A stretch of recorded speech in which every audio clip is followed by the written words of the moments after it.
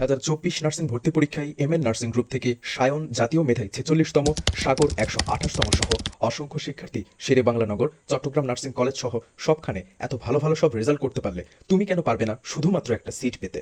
Second time ব্যাচে ভর্তি চলছে, ডিসকাউন্টে ভর্তি হয়ে নাও মাত্র 2200 টাকায়। চাইলে 1500 টাকাতে ভর্তি হয়ে 1 মাস পরে 700 টাকা দিতে পারো। অবাক করা বিষয় হলো, আমাদের কোচিংয়ে ভর্তি হলে এক্সট্রা একটা বইও কিনতে হয় না, একটাও না। আমরা যে পিডিএফ গুলো তোমাদেরকে প্রোভাইড করব এগুলোই তোমাদের জন্য পর্যাপ্ত। স্ক্রিনে দেওয়া নাম্বারে যোগাযোগ করে হোয়াটসঅ্যাপে অথবা ফোন কলে ভর্তি হয়ে নাও। ওকে, চলো এখন আমরা আজকে নাউনের বাকি অংশটুকু জানবো। দেখো, নাউনের যে কয়টা পার্ট আমাদের পড়া ছিল তার মধ্যে আমরা নাউন চেনার যে পার্ট সেটা পড়ছি। নাউনের কিছু এক্সেপ্টেশন আছে যেগুলা, সেগুলো আমরা পড়ছি। এখন আমাদের কাজ হচ্ছে যে যে জিনিসগুলো আমরা পড়বো এগুলো সাধারণত পড়ানো হয় না, মানে ডিটারমাইনারের মধ্যে এইগুলা অন্তর্গত আর কি। তাহলে চলো আমরা শুরু করি মোটামুটি, নাকি? এই যে স্টুডেন্টরা চলে আসছে, ওয়ালাইকুম আসসালাম। হ্যাঁ, এখন আমরা শুরু করতে পারি।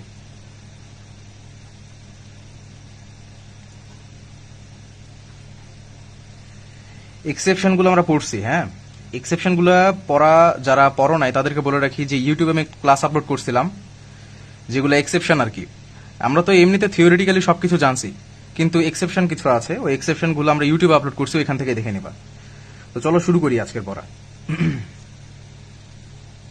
আমি শুরুতে বের করে নিচ্ছি।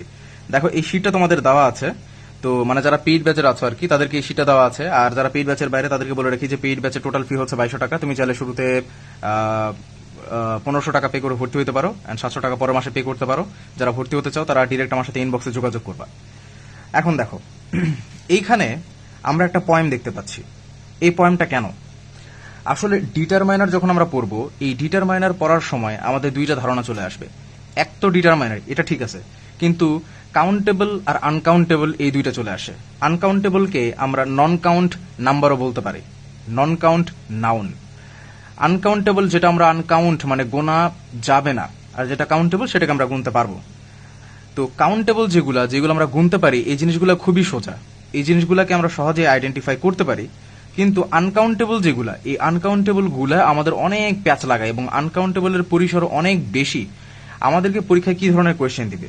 আমাদেরকে পরীক্ষায় এমসিকিউ দিবে যে নিচের কোনটি আনকাউন্টেবল নাউন, তখন আমাদেরকে উত্তর করতে হবে। কোনো সমস্যা নেই, সবকিছুর প্র্যাকটিস এখানে দেওয়া আছে, সবকিছু এখান থেকে তোমরা ইজিলি করে ফেলতে পারবা।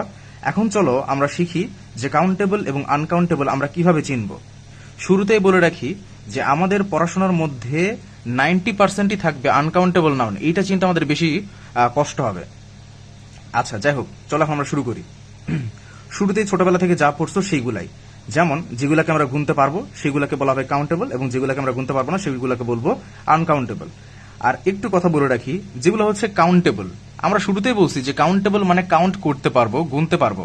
যদি গোনা যায় তার মানে এইগুলার আগে গণনাবাচক যে সংখ্যাগুলো সেগুলো আমরা অতি ইজিলি দিতে পারবো, যেমন 5, 10, 6, 7 এগুলো মনে রাখতে পারবো, মুখস্থ করার দরকার আছে নাই। তার মানে আমরা কি জানলাম যে কাউন্টেবলের আগে আমরা সংখ্যাবাচক শব্দ বসাইতে পারবো। এবং দ্বিতীয় আরেকটা কথা আমরা জানবো, সেটা হচ্ছে আমরা আনকাউন্টেবলের আগে কিন্তু আর্টিকেল বসাইতে পারবো না। আর্টিকেল মানে কি বলতো? এ এন দি। আচ্ছা, এর কথাই যদি কল্পনা করো, ধরো যে আনকাউন্টেবল নাউনের একটা উদাহরণ কি, রাইস গুনতে পারি না আমরা, তাই ওইটা আনকাউন্টেবল, তাই না? তো আমরা কি এ রাইস বলতে পারবো? একটি ভাত আমরা বলতে পারবো? দা রাইস মানে ভাতটি এভাবে বলতে পারবো না? অবভিয়াসলি না। সো আমাদের কমন সেন্স থেকে আমরা বুঝতে পারতেছি যে আনকাউন্টেবল নাউনের পূর্বে আমরা আর্টিকেল বসাবো না। তাহলে আমরা কি জানলাম? কাউন্টেবল নাউন যেগুলা সেগুলোর আগে আমরা সংখ্যাবাচক সংখ্যা মানে জিনিসগুলো বসাতে পারবো, জাস্ট লাইক 5, 6, 7, 8 এগুলো বসাইতে পারবো। কিন্তু যেগুলো আনকাউন্টেবল সেগুলোর আগে তোমরা বসাইতে পারবোই না, ইভেন আর্টিকেলও বসাইতে পারবো না, আমরা এ এন দি এগুলোও বসাইতে পারবো না। আচ্ছা, এটা দ্রুত কমেন্ট করে ফেলো, দ্রুত কমেন্ট করতে হবে, তাহলে বুঝতে পারবো যে এই জিনিসগুলো ক্লিয়ার হয়েছে। প্রচুর কমেন্ট করতে হবে, কমেন্ট ছাড়া কোনো ইয়া নাই। এগুলো যদি তোমরা সামনে ক্লাসে থাকতা তাহলে তোমাদের কাছে থেকে দ্রুত আমি একজনকে দাঁড় করে আমি শুনে নিতে পারতাম, কিন্তু যেহেতু নাই, সো কমেন্ট দিয়ে আমাদেরকে কাজ চালাইতে হবে। তাহলে আমরা কোন দুইটা জিনিস জানলাম? দ্রুত কমেন্ট করে ফেলো।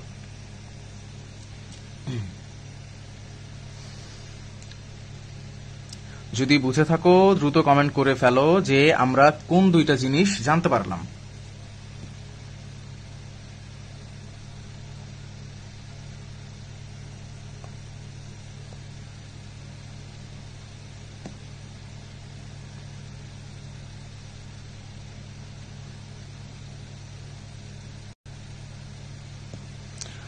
ওকে, আচ্ছা।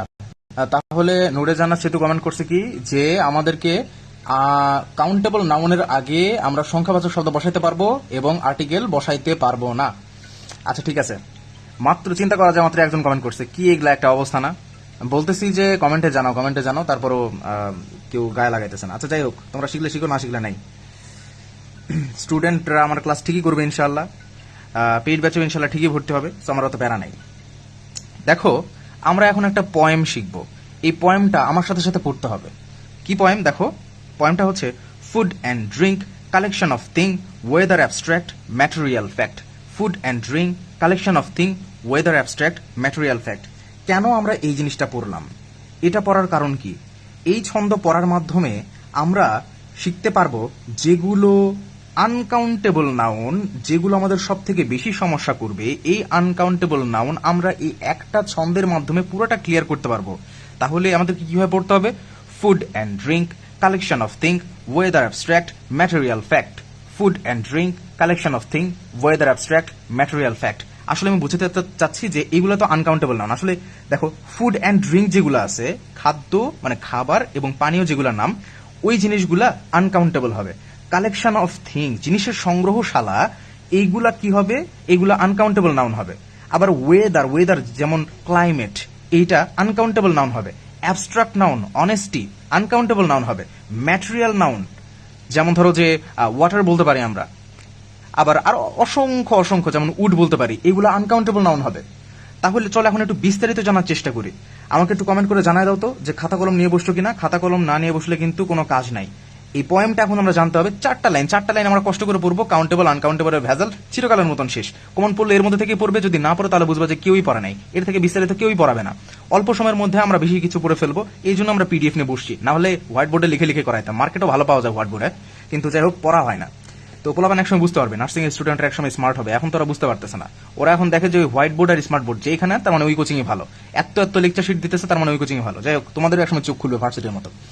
আচ্ছা ঠিক আছে, তাহলে এখন চলো এই পয়েম সম্পর্কে আমরা একদম বিস্তারিত জানা শুরু করি। লিখে ফেলছো আশা করি, খাতা কলম নিয়ে বসছো আশা করি। ঠিক আছে, এখন দেখো, food and drink collection of thing weather abstract material fact. তাহলে শুরুতে কি ছিল? Food and drink. আমি একটু বের করে নিচ্ছি, এখানে বের করে নিই, তাহলে তোমাদের সাথে লিখতে সুবিধা হবে। আমি স্ক্রিপ্টটা একটু বের করে নিচ্ছি সুবিধার্থে। শুরুতে দেখো, ফুড অ্যান্ড ড্রিঙ্ক বলতে আমি কি বুঝাইছি জানো? ফুড বলতে খাদ্য। এখন এই খাদ্যটা কি? তৈরিকৃত খাবার যেটা, সেটাকে আমরা ধরবো। যেমন ধরো যে পায়েস, এই যে পায়েস, এই পায়েসটাকে আমরা কি বলবো? এটা তৈরিকৃত খাবার না, এটা ফুডের মধ্যে পড়ে, তাই না? ফুড। সো এটা হচ্ছে খাদ্যের মধ্যে পড়ে। আর আমরা তো জানি, ওই যে পয়েমের শুরুতে বলছিলাম যে এটা, এগুলা ফুড অ্যান্ড ড্রিঙ্ক, এগুলা কি? এগুলো আনকাউন্টেবল নাউন। তারপর আমি যদি বলি যে খিচুড়ি, খিচুড়ি কি খাদ্যের মধ্যে পড়ে না? অবভিয়াসলি পড়ে, তাহলে এটা আনকাউন্টেবল নাউন। আবার ধরো, তাহলে খাদ্যের ব্যাপারটা গেল, খাদ্য আমরা বুঝলাম, আরো অনেক কিছু আসে, ওইগুলো আসলেও আমরা পরবর্তীতে জানতে পারবো। খাদ্য নিয়ে তো আসলে সমস্যা হওয়ার কথা না, এটা সিম্পল বিষয়। সব থেকে বেশি সমস্যা হয় এই যে ফুড অ্যান্ড ড্রিঙ্ক বলার পর আমি বলছিলাম যে কালেকশন অফ থিং। দেখছো এই যে এখানে কমেন্ট করতেছে যে বৃষ্টি, তামান্না, মরিয়ম, নুসরাত, এদেরকে আমি কিন্তু কমেন্ট করতে বলি নাই, বাট তারপরে কমেন্ট করতেছে, এরা লাভবান হবে আর কি। এরকম দেখে একটু করতে পারো না, তাহলে তো বিষয়গুলো এখানে ক্লাসে ক্লিয়ার হয়ে যায়। তো food and drink collection of thing জিনিসটা কি? জিনিসের সংগ্রহশালা কি? এইটাই সব থেকে বেশি ইম্পর্টেন্ট। এখান থেকে সব থেকে বেশি কোয়েশ্চেন আসে। যেমন ধরো যে লাগেজ, আমি ওইটা পরে বুঝাচ্ছি যে কেমনে এগুলা আনকাউন্টেবল নাউন হয়। মুখস্থ করতে হবে না, তোমাকে কিচ্ছু মুখস্থ করতে দেবো না, কোনো প্যারা দিব না। যেমন ধরো যে লাগেজ, লাগেজ মানে বুঝো ওই যে ব্যাগ, যেটা লাগেজ। আবার ধরো যে ফার্নিচার, ফার্নিচার, ঠিক আছে? আচ্ছা ফার্নিচার। তারপরে মানি, টাকা, টাকা তো গোনা যায় ভাই, তাহলে এটা আনকাউন্টেবল নাউন কেমনে হয়? বুঝাচ্ছি, দাঁড়াও। এই জিনিসগুলোই তোমরা পরীক্ষায় মিস করো আর কি। আরো অসংখ্য ইম্পর্টেন্ট জিনিস আছে, ওইগুলো পরে দেখাচ্ছি। তাহলে লাগেজ, ফার্নিচার, মানি। আমরা আরো কিছু লিখতে পারি, যেমন ধরো যে ক্লোথিং, THING, ক্লোথিং। এরপর আমরা লিখতে পারবো যে হার্ডওয়্যার, HARDWARE, হার্ডওয়্যার। তারপর আমরা লিখতে পারি যে সফটওয়্যার, SOFTWARE, সফটওয়্যার। তারপর আমরা লিখতে পারি ইকুইপমেন্ট,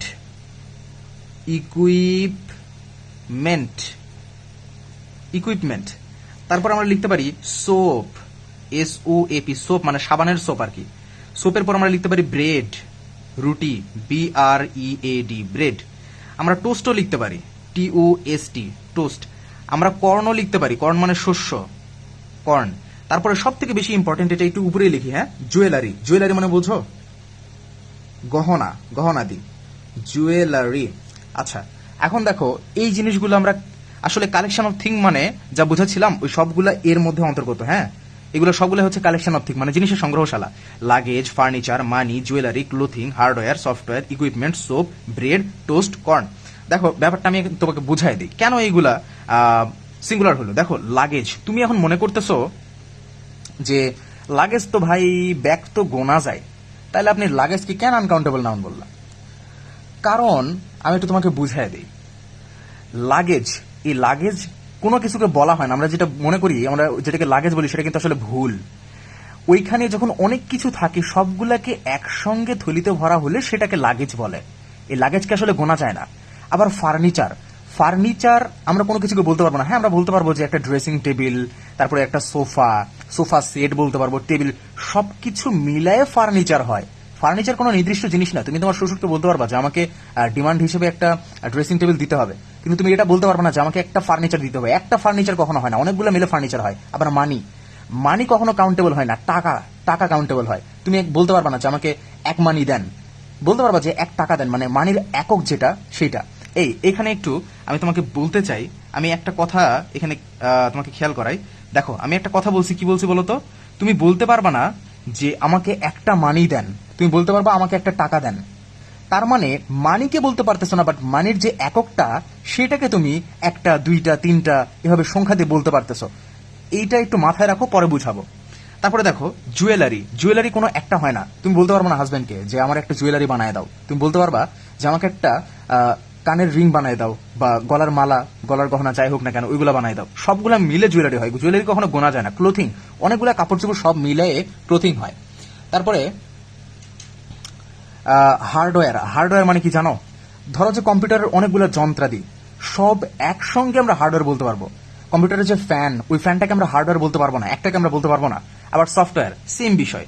ইকুইপমেন্ট, একটা বক্সের মধ্যে, একটা বক্সের মধ্যে যতগুলো জিনিস থাকে, ধরো যে হাতুর, বাটাল, সবকিছু মিলায়ে ইকুইপমেন্ট বলতে পারবো। একটাকে আমরা ইকুইপমেন্ট বলতে পারবো না। আবার সোপ, সাবান, ব্রেড, টোস্ট, কর্ন, এগুলো তো খাদ্যের মধ্যে পড়ে। আর খাদ্যের জিনিসটা তোমরা শুরুতে জানছো যে ফুড অ্যান্ড ড্রিঙ্ক, এটা তো বলছি। তো এইটাই হইতেছে কালেকশন অফ থিং। তাহলে কালেকশন অফ থিং এর মধ্যে আমরা কি জানলাম? Luggage, furniture, money, jewellery, clothing, hardware, software, equipment, soap, bread, test corn, যদিও টোস্ট কর্ন, এই শেষের গুলো যদিও খাদ্যের মধ্যে পড়ে, সেগুলো আমরা শুরুতেই জেনেছি। যাই হোক, তো এই হলো অবস্থা। কালেকশন অফ থিং কেমনে হয় এবং এগুলা কেমনে আনকাউন্টেবল বা নন কাউন্ট যেটাকে বলে হয়, সেটা আশা করি বুঝাইতে পারছি। আমাকে এখন কমেন্ট করে জানাও, অনেকে এখন অনেক কমেন্ট করছো, এখন আমাকে কমেন্ট করে জানাও যে কালেকশন অফ থিং নামক এই যে এই জিনিসটা, এটা ক্লিয়ার হয়েছে কিনা। আমাকে দ্রুত কমেন্ট করে জানাও কালেকশন অফ থিং ক্লিয়ার হয়েছে কিনা।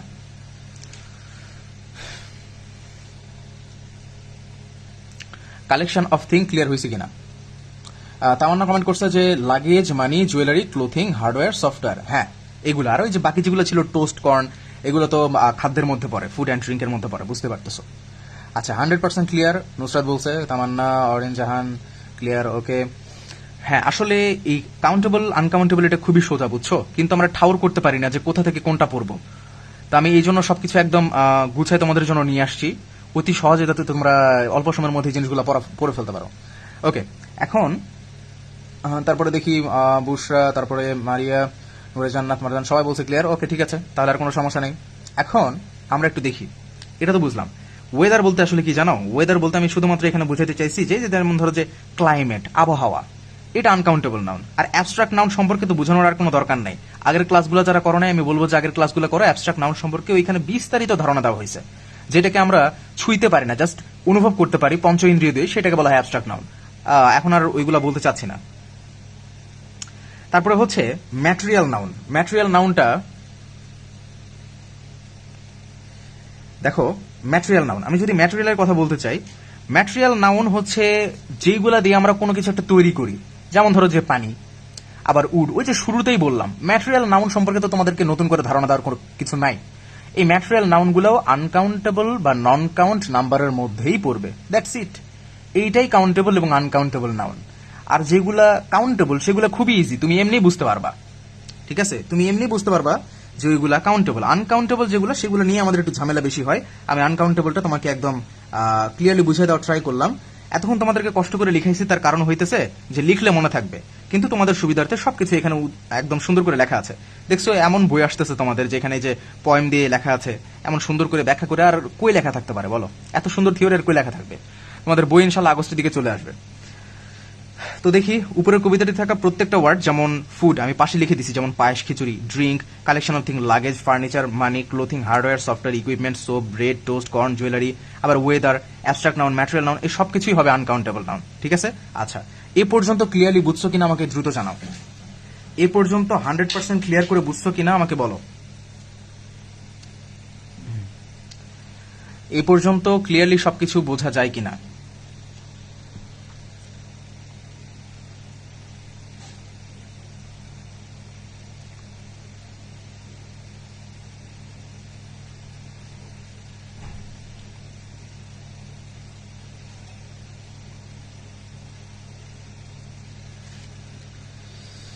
আচ্ছা, নুসরাত জাহান ক্লিয়ার, তারপরে হচ্ছে বুশরা ক্লিয়ার, হাফিজা খাতুন 100% ক্লিয়ার। ওকে, এই স্টুডেন্টগুলা পুরানা, ওরা বোঝে যে 100% ক্লিয়ার এটা বললে আমি বেশি হ্যাপি হই, ওই জন্য ওরা ওইটাই কমেন্ট করে।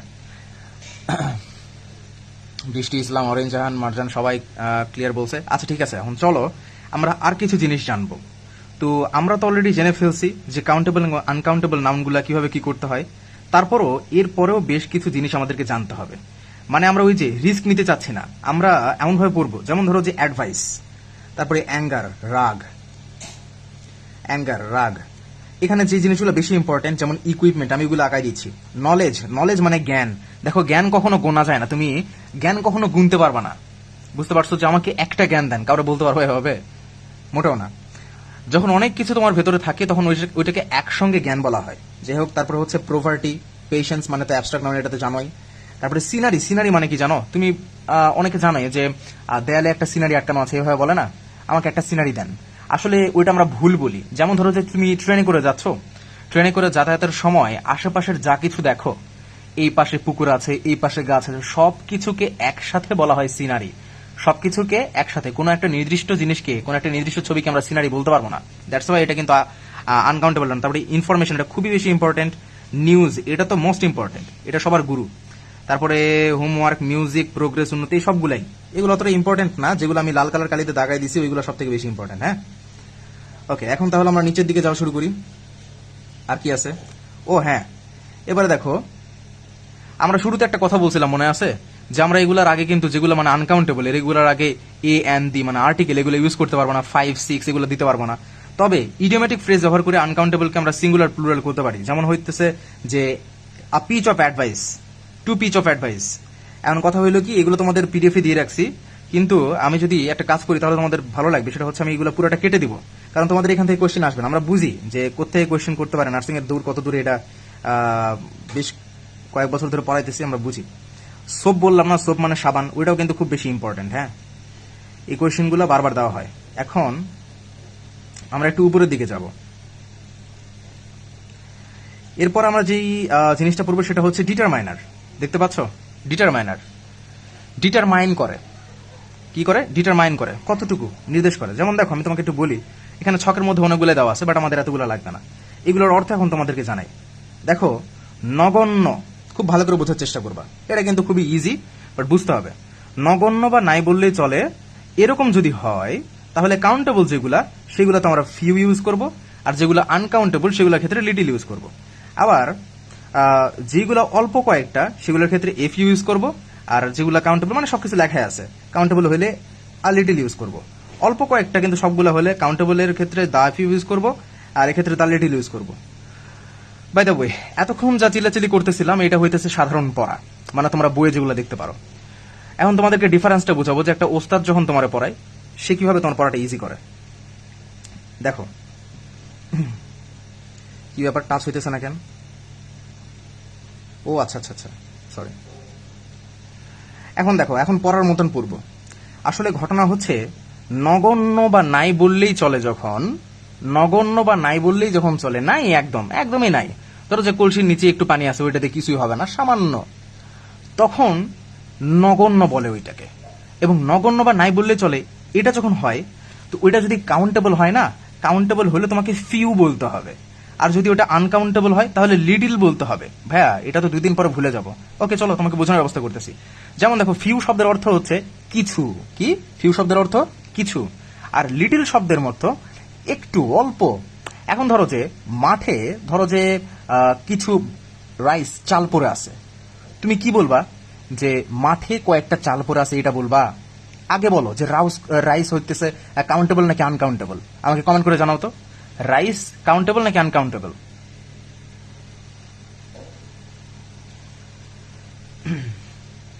রাইস কাউন্টেবল নাকি আনকাউন্টেবল বলো।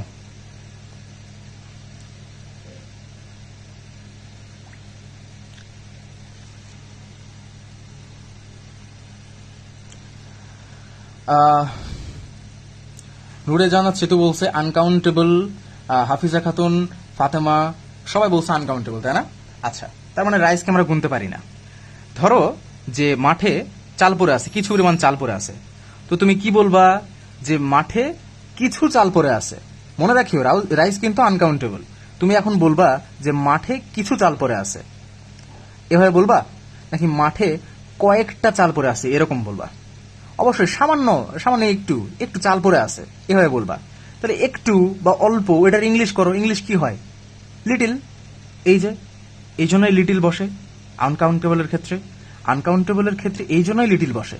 এখন মাঠে যদি কয়েকটা মনে করো যে গরু বাঁধা আছে, তুমি এখন তোমার মায়ের কাছে এসে এভাবে বলতে পারবা যে মা, মাঠে কিছু গরু বাঁধা আছে।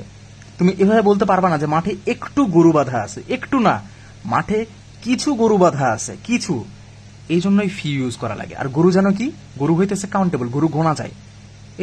এই জন্যই কাউন্টেবল হইলে আমরা ফি ইউজ করি, আর আনকাউন্টেবল যেগুলো হয় সেক্ষেত্রে আমরা লিটিল ইউজ করি। এখন এটা তো নগণ্য বা নাই বললেই চলে। এখন এর থেকে একটু আপগ্রেড লেভেলে যাবে। এখন একটু থাকবে, অল্প কয়েকটা, আগে ছিলই না প্রায়, এখন আর একটু। তো এই জন্য একটু আপগ্রেড লেভেলে যাব। আগে ফি ইউজ করতাম, এখন এফ ইউ ইউজ করব। আর কাউন্টেবলের ক্ষেত্রে আগে লিটিল ইউজ করতাম, এখন এ লিটিল ইউজ করবো, জাস্ট সামনে এ লাগাই দিছি। এখন দেখো, অল্প কয়েকটা অর্থে এটা তো গেল। এর পরের ধাপ দেখো, অল্প কয়েকটা কিন্তু সবগুলাই।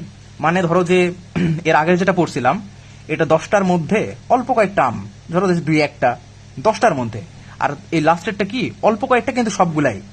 অল্প কয়েকটা কিন্তু এখানে যতগুলো আছে সবগুলাই, মানে 2-1টা আম, ওই 2-1টা আমি ওইখানে আছে, বেশি কিছু ছিল না। অল্প কয়েকটা কিন্তু সবগুলাই। তো ওই ক্ষেত্রে আমরা কি ইউজ করব? অল্প কয়েকটা কিন্তু সবগুলো। এর থেকে একটু আপগ্রেড লেভেলে যাবে। আগে এফ ইউজ করতাম, এখন দা ফিউ ইউজ করব। এফ ইউ ইউজ করতাম আগে, এখন দা ফিউ ইউজ করব। তাহলে শুরুতে ফিউ ইউজ করতাম যখন একদম ছিলই না, যখন সামান্য একটু আছে তখন এফ ইউজ করা শুরু করছি। আর যখন সামান্য একটু, বাট ওইখানে যতগুলো আছে ততগুলো সবগুলাই, তখন আর একটু আপগ্রেড করে আমরা দা ফিউ ইউজ করছি। এখন এটাও যদি মনে না থাকে তাহলে কিভাবে ইউজ করবা জানো? এ আর দা এটা বসাতে যদি তুমি একটু ভুলে যাও, তাহলে তোমাকে বলি, আমি যেভাবে পড়ছিলাম, আমি এভাবে পড়তাম, আফিউ দা ফিউ, এমনি মুখস্থ করতাম। আফিউ দা ফিউ, এটাকে কি বলে? আফিউ দা ফিউ। আফিউ মানে হচ্ছে এ ফিউ, যেটাকে একে কিন্তু আ বলে, এটা সঠিক উচ্চারণ আ। তো আফিউ দা ফিউ এমনি আমরা করতাম। সিরিয়াল বাই সিরিয়ালটা যেন কি ছিল? শুরুতে অল্প কয়েকটা, বাট এরপরে হইতেছে অল্প কয়েকটা বাট সবগুলাই। Serial by serial, a few the few, শেষ। ঠিক আছে? এভাবে আমরা মুখস্থ করতে পারি পুরাটা। তাহলে আশা করি এরপরে তোমার আর এটা বাসায় এক্সট্রা করে পড়তে সময় নষ্ট করার মতন কোনো কারণ দেখি না আমি। এটা পড়া খুবই ইজি আশা করি তোমাদের জন্য। ক্লিয়ারলি বুঝছো কিনা আমাকে একটু বলো তো। এই ডিটারমাইনারের ব্যাপারটা ক্লিয়ারলি বুঝছো কিনা আমাকে বলো। এত প্যাচাল পারছি শুধুমাত্র তোমাদেরকে ওই মুখস্থ করানোর জন্য, এখানে যেন মুখস্থ করতে পারো সেজন্য।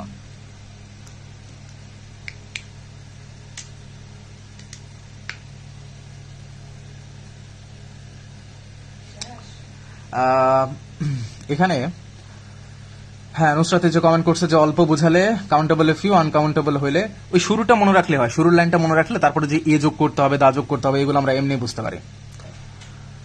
আচ্ছা, মুদাসির বলছে যে বুঝেছি। ফাতেমা, নুসরাত 100% ক্লিয়ার অরেন। ওকে, সবার কাছে যদি 100% ক্লিয়ার হয়ে থাকে তাহলে আশা করি ডিটারমাইনার নিয়ে আর কোনো প্রবলেম হওয়ার কথা না।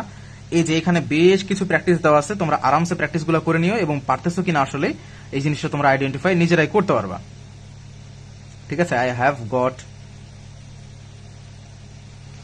Have got dash friends so I am not lonely, মানে আমি একা নই। ও একা না, তার মানে ওর সামান্য কিছু আছে। তুমি এভাবে বলতে পারবা যে আমার কাছে 10 টাকা আছে, সো আমি ফকির না, এভাবে বলতে পারবা। 10-এর পরিমাণ কি খুবই কম। তো এটা কখন মানুষ বলে যে নাই বললেই চলে, তখন, তাই না? তো যখন নাই বললেই চলে, তো ফ্রেন্ড তো গোনা যায়, তার মানে আমরা কি ইউজ করব? আফিউ, কিছু। ঠিক আছে, ওকে। পেয়ালায় অল্প দুধ আছে, there is little milk. Little, ঠিক আছে, লিটল। আচ্ছা, একটা কথা বলো, there is a little milk, এই 3 নম্বরের উত্তরটা কি সঠিক আছে নাকি ভুল আছে বলো? এখানে নাই হবে, বুঝতে পারছো? এখানে হবে নাই। আমাকে বলো, এই যে 3 নম্বরের উত্তরটা কি সঠিক নাকি ভুল?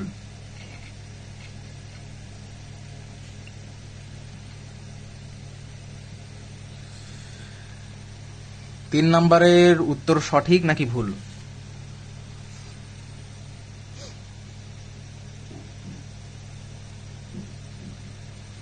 কেউ বলতে পারবা না?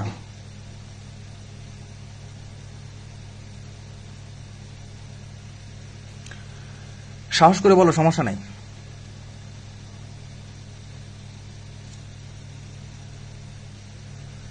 বলো, সমস্যা নাই। আচ্ছা, আমরা যে শুরুতে একজন বলছে যে অরেঞ্জ জাহান বলছে ভুল, খ হবে উত্তর বলছে, মুদাসসির নুসরাত বলছে সঠিক। আচ্ছা দেখি, যেন কি বলছিলাম, লিটিল মানে নাই বললেই চলে, তো এখানে তো লিটিলই দিছে। এই যে কাপে, এখানে কি বলছে যে there is little milk in the cup, তো এটার উত্তর হওয়ার কথা ছিল দুধ নাই বললেই চলে, এটা। ঠিক আছে, যাই হোক, তোমরা আজকে নতুন শিখতেছো, তো এই জন্য হয়তো বা মুখস্থ এখনো পর্যন্ত করতে পারো নাই। আশা করি পরে এই জিনিসগুলো শিখে ফেলবা। তো এরকম এগুলো খুবই সোজা, এখানে দেওয়া আছে। এবং কাউন্টেবল আনকাউন্টেবল আরো যে বেশ কিছু যারা পেইড ব্যাচে নেয়, তারা এখান থেকে স্ক্রিনশট নিতে পারো, যাতে এখান থেকে পড়তে পারো। আমি এখানে ধরে রাখলাম কিছুক্ষণ, এটা পড়ার দরকার নেই, ছকটা পড়ার দরকার নেই। এখানে কিছু প্র্যাকটিস আছে, এই প্র্যাকটিসগুলো মোটামুটি একটু জাস্ট দেখে নিলে চলে যায়, আর কিছু লাগে না। আমাদের মেইন যে ব্যাপারটা সেটা আসে ওই যে নাউন চেনার সময়। ঠিক আছে, নাউন চেনার সময় আমাদের মেইন কোয়েশ্চেনের যে জিনিসগুলো এগুলো চলে আসে। গতকাল আমি ইউটিউবে ভিডিও আপলোড করেছিলাম এবং বলেছিলাম যে অ্যাবস্ট্রাক্ট নাউন কিভাবে কমন নাউন হয়, বিভিন্ন নাউন এগুলো কিভাবে কমন নাউন হয়। ক্লাসটা কে কে করছো দেখি কমেন্টে জানাও তো। ক্লাসটা কে কে করছো? এই যে এখানে পরবর্তীতে নুসরাত, নূরে জান্নাত, ফাতেমা সবাই উত্তর করছে বি, তার মানে আশা করি বুঝতে পারছো।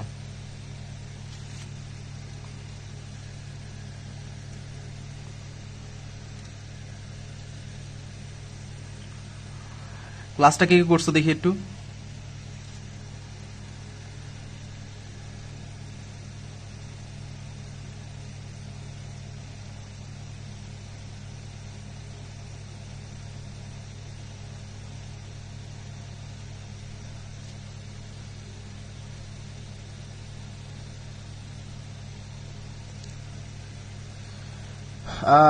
দেখি, ফাতেমা ক্লাস করছে, শাহিদা ইসলাম দোলা, নুসরাত জাহান, মুদাসসির, মারজান। ওকে, ঠিক আছে, ওইটা তোমাদের সবার করা উচিত ছিল, ওই ক্লাসটা সবার করা উচিত ছিল, ওইটাই মানে বেশি ইম্পর্টেন্ট। হ্যাঁ, যে জিনিসগুলো ছোটবেলা থেকে জানি, প্রপার নাউন কমন নাউন হয়, কমন নাউন কালেক্টিভ নাউন, এগুলো কেমনে কি হয় এগুলো আমরা জানি, কিন্তু এক্সেপশন যেগুলো সেগুলো সবার করা বেশি দরকার ছিল। তো আশা করি করছো। এখন আমি একটা কাজ করব, যে নাউন আজকে এইখানেই শেষ। হ্যাঁ, নাউন এইখানেই শেষ। এখন তোমাদেরকে বলে রাখি যে তোমাদের যেটা হইতেছে, আমি জানি তোমাদের ক্লাসগুলো একটু কম হইতেছে, বা আমি যদি নিজেও বলে রাখি যে তোমাদের এই ক্লাস এখন মোটামুটি যা চলতেছে, এটা হইতেছে মোট কার্যক্রমের 30%। হ্যাঁ, তোমাদের 70% কার্যক্রমই আপাতত চলতেছে না, তোমরা প্যারাটা বুঝতে পারতেছো না। তার কারণ হইতেছে এখনো সবকিছু একদম পুরোটা শুরু হয় নাই। এই পিডিএফ গুলো তৈরি করা হয়েছে, এগুলো এখন রিভিশন চলতেছে। আবার এই পাশে তোমার হচ্ছে স্টুডেন্টরা এখনো পর্যন্ত অতটা সোচ্চার হয় নাই। আবার তোমাদের যে ম্যাথ টিচার, ওনার এক্সাম চলতেছে, দ্যাটস ওয়াই ম্যাথের ক্লাসও দেওয়া যাইতেছে না। বাট যখন পড়া শুরু হবে তখন কিন্তু অনেক প্যারা হয়ে যাবে। সো এই পড়াগুলো মোটেও গ্যাপ রাখিও না, এগুলো একদম 100% ক্লিয়ার করে পড়াশোনা করো, তাহলে কিন্তু পরে এগুলো নিতে পারবে না। এখন আমাকে বলো যে এই যে নাউন হয়ে গেল, এই নাউন কি আমি ক্লাসে এখন ধরবো নাকি তোমাদের একটা এক্সামের ব্যবস্থা করব? এক্সামের ব্যবস্থা করবো নাকি এখানে একটু ধরবো? রুস্টার জান বলছে জানি ভাই এখন অনেক প্যারা বাকি আছে, বাট তারপরে তোমরা তো সেকেন্ড টাইমার, তোমাদের অত বেশি প্রবলেম হবে না আশা করি। আর যারা নতুন স্টুডেন্ট আছো বা ক্লাস করতেছো, তোমরা হয়তো মনে করতে পারো যে ভাই এত কম টাইমে ক্লাস কেন হইতেছে। ভাই শোনো, ব্যাপারটা হইতেছে যে তোমরা সেকেন্ড টাইমার, তোমাদের হচ্ছে তুমি যেই কোচিং এ ভর্তি হইতা সেই কোচিং এ 4 মাসে তোমার সর্বোচ্চ কোর্স কমপ্লিট করাই দিত। 4 মাস কোনো কোচিং আসলে নেয় না, 3 মাসে তোমার সর্বোচ্চ 3 মাস, হ্যাঁ 3 মাসে কোর্স কমপ্লিট করে দিত। কিন্তু এখন মোটামুটি বলা যায় যে এইচএসসি এক্সামের পরে 4 মাস মতো সময় থাকবে, অর্থাৎ টোটাল এখন থেকে 6-7 মাস পরে তোমার নার্সিং এক্সামটা হবে। 6-7 মাস, এই 6-7 মাসই আমি তোমাদের সেকেন্ড টাইমারদের পড়াবো। এখন 6-7 মাস যদি পড়ায়, তার মানে বুঝতেছো যে অন্য কোচিং এর 2 ঘন্টা ক্লাস নেওয়া যা, আমাদের এখানে 1 ঘন্টা ক্লাস নেওয়া তাই। আমি কি বুঝতে পারছি বিষয়টা? এখন আমিও যদি ওদের মতো 2 ঘন্টা করে ক্লাস নিতে যাই, আমি জাস্ট নতুনদের ক্ষেত্রে বলতেছি, পুরানো তো জানে যে আমাদের দম কত দূরে, আমরা কোন জায়গায় গিয়ে থামি। এখন আমরা যদি 2 ঘন্টা করে ক্লাস নেই, এত কিসের ক্লাস নিব বলো? শেষ পর্যন্ত এই 7 মাস ধরে কিসের ক্লাস নিব? এই হচ্ছে ব্যাপার আর কি। দেখি কি বলছে, একটু তোমাদের কথাগুলো একটু শুনি। আমাদের একটু আগাইতে দেন, মানে বুঝি নাই, একটু ধরেন আর একটু এক্সামের রাখেন না, যে কোনো একটা করতে হবে। শাহিদ ইসলামদুল্লাহ বলছে এক্সাম, একটু এক্সাম নিয়েন, তারপরে হচ্ছে আচ্ছা ঠিক আছে।